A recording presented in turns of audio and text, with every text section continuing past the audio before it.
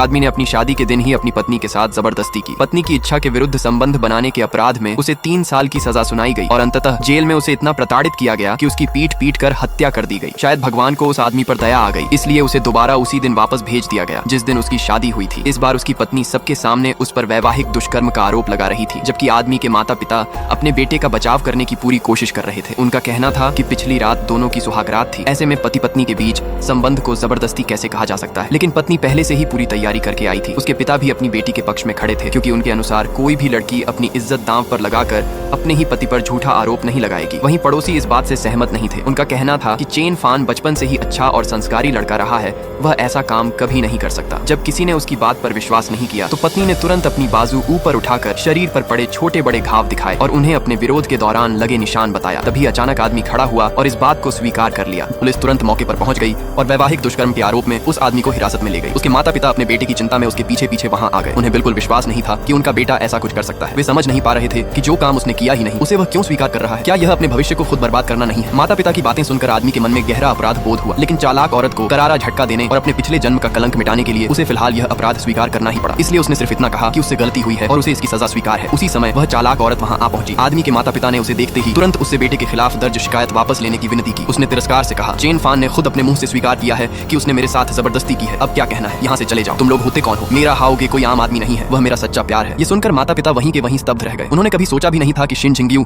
इतनी निर्दयी और निर्दोषता से ऐसा व्यवहार करेगी। इसका अगला पार्ट देखने के लिए चैनल को सब्सक्राइब करें।